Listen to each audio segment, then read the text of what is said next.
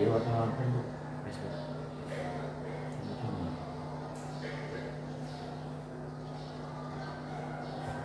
Idza takhallalat nalikane dari cuka apa si Arab oleh dari cuka binafsiha kelawan awak dheweke ya si khamrun yang pertama adalah arak. Arak itu najis ya. Nah, najis.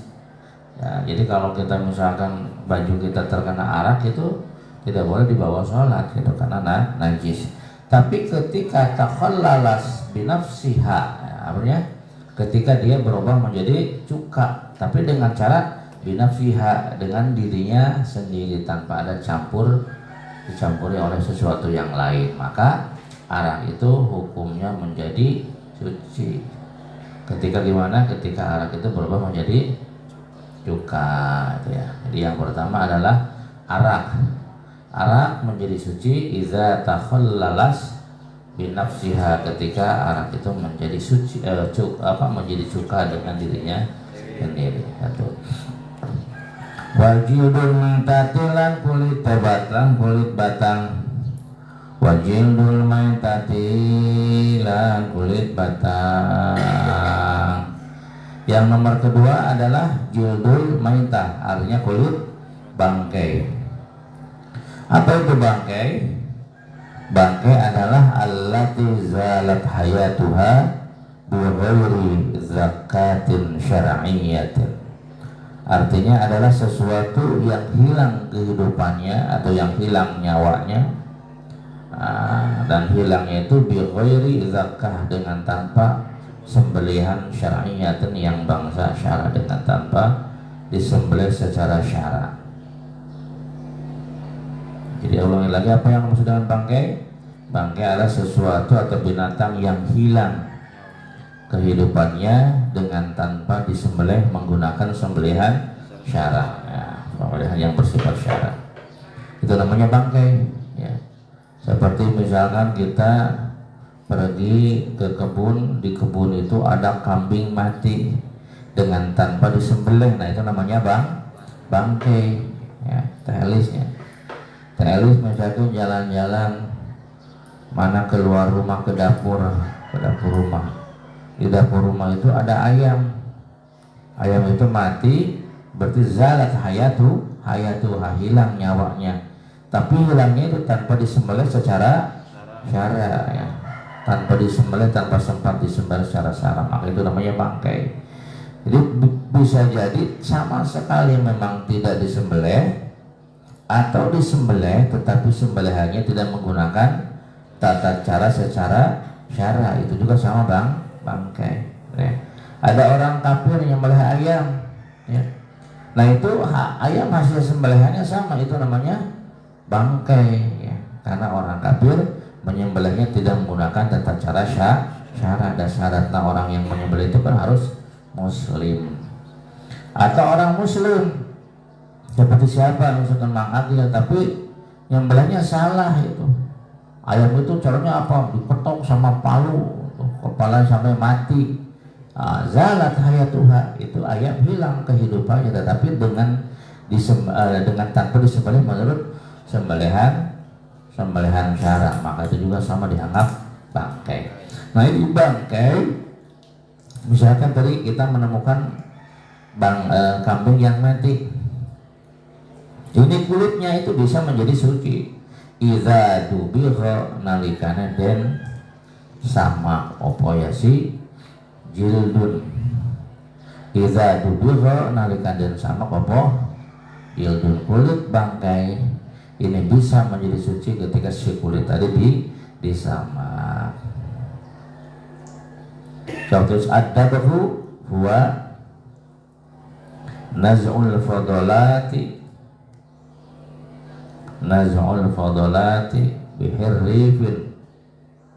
bihirrifin walau najsan. Artinya naz'ul fadolati menghilangkan daging-daging lebihan, menghilangkan lebihan-lebihan, ya, lebihan-lebihan seperti apa ya, kayak sisa darah, sisa daging, namanya fadolat. Naz'ul fadalati menghilangkan lebihan-lebihan bihirripin dengan sesuatu yang sepet hirip itu. Walau najisan, walaupun sesuatu yang seperti itu berupa najis. Nah itu jadi cara menyamak itu jangan menghilang kotoran-kotoran yang ada di dalam kulit ya, seperti darah yang masih menempel, dibersihkannya menggunakan sesuatu yang sepet. Nah, walaupun sesuatu yang seperti itu adalah najis, sampai si lebihan-lebihan itu menjadi hilang ya. Nah setelah hilang baru kemudian kita basuh. Maka kulit bangkai itu yang semula hukumnya adalah najis maka berubah menjadi suci. Silakan dipakai untuk sholat. Yang nomor ketiga, wamalan barang soro kang dadi opoma iku hayawanan hewan. Wamalan barang soro kang dadi opoma iku hayawanan hewan. Yang nomor ketiga, benda najis yang menjadi suci itu adalah sesuatu yang menjadi hewan. Seperti mana? Kal maitah idza syarat dudan, seperti bangkai yang menjadi ulat. Bangkai itu hukumnya najis, tetapi ketika bangkai itu berubah menjadi ulat, maka dia berubah menjadi suci. Lagi-lagi bangkai hukumnya adalah najis. Ya, maitah itu najis, tetapi ketika si bangkai itu menjadi ulat, maka berubah menjadi suci. Kayak ulangi lagi. Alladzi, sesuatu yathuru yang menjadi suci, minan najas, itu dari benda-benda yang najis. Benda-benda yang najis bisa menjadi suci itu jumlahnya ada 3. Al-khomru, yang pertama adalah arak. Arak itu najis ya, najis. Jangankan diminum, kalau menyentuh atau menempel gitu, persikannya menempel di baju, maka baju tidak sah untuk dipakai sholat. Nah ini arak itu najis, tetapi ketika arak itu takhallul, itu menjadi cuka, maka dia berubah menjadi suci dengan syarat menjadi cuka itu binafsiha, dengan awaknya sendiri atau dengan dirinya sendiri. Maksud dengan dirinya sendiri tanpa dicampuri oleh benda apapun. Yang nomor kedua, wajilul maytati, dan kulit bangkai. Ketika kapan kulit bangkai menjadi suci? Idza dubigo, ketika kulit tadi disamak. Bagaimana cara menyamak ataupun apa yang dimaksud dengan menyamak? Menyamak itu adalah naz'ul fadalas bihirrifin walau najisan, melepaskan lebihan-lebihan atau kotoran-kotoran yang menempel pada kulit dengan sesuatu yang sepet walaupun itu berupa najis. Ketika kotoran yang kita bersihkan, sisa-sisa darahnya kita bersihkan sampai bersih, maka kulit yang asalnya, kulit bangkai yang asalnya najis ini berubah menjadi suci. Terakhir, wa ma sara hayawanan, dan sesuatu yang berubah menjadi hewan seperti bangkai dibiarkan mengandung air, kemudian dari bangkai itu muncul ulat. Nah, ulat itu hukumnya adalah suci, tinggal dibasuh gitu ya. Paslun utawi iku ana pasal suwiji anajasatu utawi pira-pira najis. Anajasatu utawi pira-pira najis iku salasun ana telu. Iku salasun ana telu, macam-macam najis. Ini jumlahnya ada 3 ya. Kita akan membahas aksamun najasah, macam-macam najis. Apa sih najis? An-najasah lughatan al-mustaqdzar. Najis menurut bahasa adalah al-mustaqdzar. Apa al-mustaqdzar? Sesuatu yang dianggap jijik, sesuatu yang dianggap kotor, namanya najis. Itu cek bahasa mah leho oge termasuk najis, karena leho umbel gitu ya, adalah sesuatu yang menjijikan. Sakur-sakur perkara anu geuleuh mata pika geuleuh eta dia ngaranan najis cek bahasa atau menurut syara. Cai mani cek logot mah eta sami. Air mani juga hukumnya air mani itu adalah najis. Karena apa? Karena air mani itu adalah asyai'ul mustaqdzaru, sesuatu yang dianggap jijik, yang dianggap kotor. Nah, jadi najis menurut bahasa adalah al-mustaqdzar, sakur-sakur perkara anu pi kageuleun atau anu dianggap geuleuh yang menjijikan. Umbel menjijikan, sok lah. Mangripani kasep tapi lamun loba umbulan memoal bogeun awe oke eta. Manghinda kasep gitu tah. Tapi jelemana jorok misalnya kopokna nolol dina ceulina eta teh. Menjijikan kan, maka najis. Cek bahasa mah sakur-sakur perkara yang menjijikan itu adalah najis. Bagaimana air kencing? Ya, apalagi air kencing itu adalah najis karena air kencing itu menjijikan komo eta koneng-koneng mah jelas eta asyai'ul mustaqdzar. Jadi menurut bahasa mah najis teh sifatna umum. Setiap perkara yang menjijikan itu adalah najis itu nya. Telia nuju bobo keluar tina bahamna cairan gitu bau eta ekses teh. Naon eta nu kitu? Najis. Naon sebab disebut najis? Karena dianggap menjijikan. Disakur-sakur perkara, tiap-tiap perkara yang menjijikan menurut bahasa itu adalah najis. Sedangkan menurut syara najis adalah mustaqdzarun, apa ditulis? Yamna'u sihhatas sholati haitsu la murakhisa. Mustaqdzarun yamna'u sihhatas sholati haitsu la murakhisa. Mustaqdzarun adalah tiap-tiap perkara yang menjijikan. Tadi leho menjijikan, umbel menjijikan, umbel teh leho-leho teh ya. Kopok menjijikan. Ada orang yang suka kopok. Ih, mang ini eta kopokna keur api bari dikenyot daek mah gitu. Kopok mah menjijik, semua orang sepakat kan ngerti kopok. Berarti kopok teh anu sok dina ceuli naon eta. Kemudian air mani mustaqdzar ya. Tapi cek menurut syara, awas. Benda yang menjijikannya disifati ataupun dibatasi mana? Yamna'u sihhatas shalat, yang bisa mencegah atau menghalangi sahnya sholat. Nah, mana contohnya seperti air kencing mustaqdzarun, benda yang menjijikan. Yamna'u sihhatas sholat, yang bisa menghalangi sahnya sholat tidak akan sah kalau badan kita tersentuh atau terciprati air kencing. Haitsu la murakhisa, sekiranya tidak ada rukhsah. Nah, maka dengan demikian umbel mah itu bukan najis walaupun mustaqdzar. Kenapa? Karena umbel mah tidak menghalangi sahnya sholat. Kemudian apalagi kopok teh keluarnya dari mana? Dari telinga ya. Mani itu mustaqdzar, sesuatu yang menjijikan tapi tidak menghalangi sahnya sholat. Maka air mani mah bukan termasuk najis. Sesuatu yang menjijikan, menghalangi nggak sahnya sholat? Menghalangi. Nah, maka mah termasuk najis. Ulangi lagi, apa yang dimaksud dengan najis menurut syara?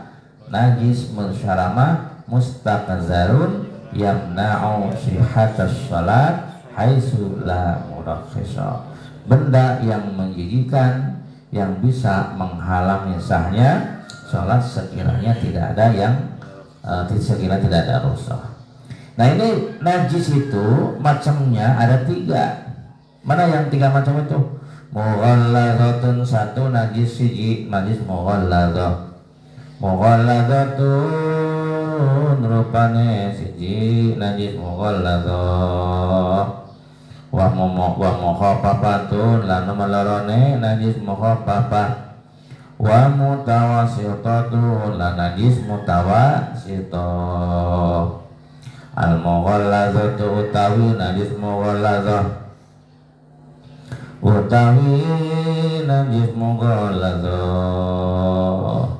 iku najasatul kalbi, najise asu. Mughalladzah itu najis yang berat. Wasumiyat bidzalika sebabnya di ngaranan mughaladzah lirilazi hukmiha kana berat hukumna gitu. Maka disebutna najis mughaladzah karena hukumnya berat. Nah iku najasatul kalbi najisnya anjing. Najis mughaladzah itu contohnya mana seperti najisnya anjing. Anjing itu najis dan najisnya disebut najis mughaladzah. Wal khinziri lan celeng wa far'i ahadihima lan anak salah suwijine kalbun lan khinzir dan keturunan anjing dan babi itu najis mughaladzah. Wal muhabbatu lan utawi najis muhabbah wal muhabbatu lan utawi najis muhabbah. Kenapa dinamakan muhabbah yang artinya ringan? Li khiffati hukmiha karena ringan hukumna najis muhabbah ringan. Mana contoh najis muhabbah? Iku baulus sabiyyi uyuhe bocah lanang cilik. Iku baulus sabiyyi uyuhe bocah lanang cilik allazi kang lam yata'am durung mangan sapa lazi ghairul labani saliyane banyu susu ghaira saliyane al-labani banyu susu walam yablugh lan durung tumeka sapa allazi al-haula ini umur 2 tahun. Ulangi lagi apa yang dimaksud dengan muhabbah? Najis muhabbah adalah baulus sabi artinya air kencingnya anak laki-laki allazi lam yata'am yang belum makan apa-apa ghairul labani selain air susu. Satu, jadi air kencingnya anak laki-laki itu syaratnya harus air kencing anak laki-laki. Nanti yang anak perempuan beda lagi hukumnya. Yang nomor kedua anak laki-laki tadi allazi lam yata'am yang belum makan ghairul labani selain air susu. Kemudian syarat yang ketiganya walam yablugh al-haulaini anak kecil itu belum sampai umur 2 tahun gitu. Jadi syarat yang disebut najis muhabbah ada 3. Pertama air kencing anak laki. Nah bagaimana kalau air kencingnya bukan anak laki-laki tapi air kencingnya anak perempuan? Oh itu sih bukan najis muhabbah. Tidak ada yang masuk kategori najis muhabbah kalau air kencingnya anak perempuan mah ya walaupun masih kecil itu najisnya langsung masuk kepada kategori najis kedua yaitu najis mutawassithah ya. Si Zainab umurnya 1 tahun. Si Zaid umurnya 1 tahun sama-sama belum makan apa-apa kecuali air susu ibunya kencing. Itu kalau air kencingnya si Zaid dinamakan najis muhabbah. Kenapa? Karena memenuhi syarat yang 3. Mana yang pertama? Air kencing anak laki. Nomor 2 belum makan apa-apa selain air susu. Nomor 3 belum mencapai umur 2 tahun. Kalau air kencing Zainab itu bukan muhabbah tetapi najis mutawassithah karena syaratnya harus air kencingnya anak laki-laki. Berarti kalau anak perempuan itu tidak bisa dinamakan najis muhabbah tapi dinamakan najis mutawassithah. Syaratnya disebut muhabbah berarti ada berapa? 3. Pertama air kencing anak laki-laki. Kalau air kencing anak perempuan bukan muhabbah namanya mutawassithah. Nomor 2 syaratnya belum makan apa-apa ya selain air susu. Nomor 3 umurnya lam yablugh al-haulaini belum mencapai umur 2 tahun. Kumaha lamun si Zaid itu sudah makan selain air susu umurnya baru 3 bulan tapi sudah makan yang lainnya, pisang sudah makan, kemudian apa lagi sudah dikasih semacam apa ayam mari gitu, itu bisa nggak disebut najis muhabbah? Nggak bisa karena dia sudah mengkonsumsi selain air susu. Jadi syaratnya harus belum mengkonsumsi apa-apa maka bisa dinamakan najis muhabbah. Wa mutawassithatulan mutawi najis mutawassithah Wal mutawasitatu lan utawi najis mutawasitah iku sairun najasati sekarine piro-piro najis. Iku sairun najasati sekarine piro-piro najis. Sedangkan najis mutawasitah mah adalah aima adal mughalladah wal mukhaffafah, yakni yang selain najis mughalladah dan selain najis mukhaffafah. Mughalladah tertentu apa najis anjing dan babi dan keturunannya. Waladah mukhaffafah tertentu, yakni najisnya air kencing anak laki-laki yang syaratnya belum makan apa-apa selain air susu ibunya dan belum berumur 2 tahun. Nah, kalau mutawasitah selain mughalladah dan selain mukhaffafah, mana seperti najis khokal khomri, apa khomri itu? Arak, itu najis mutawasitah. Apalagi wadami dan seperti darah itu najis, disebutnya najis mutawasitah atau masuk kepada kategori level kedua. Apalagi wal qayhi, nanah itu hukumnya najis selain anjing, selain mughalladah dan mutawasitah dan mukhaffafah. Berarti najis apa? Selain mughalladah dan mutawasitah berarti najis. Selain mughalladah dan mukhaffafah berarti najis mutawasitah. Apalagi wa maitatun, bangkai juga hukumnya najisnya akan masuk pada kategori najis mutawasitah. Jadi najis mutawasitah mah selain najis mughalladah dan selain najis mukhaffafah. Mughalladah tertentu mana najis anjing, babi dan keturunannya. Mukhaffafah juga tertentu, hanya air kencingnya anak laki-laki yang belum berumur 2 tahun dan belum makan selain air susu ibunya. Selain daripada yang 2 macam tadi dinamakan najis mutawasitah. Faslun al-mughalladzatu wallahu a'lam bishawab.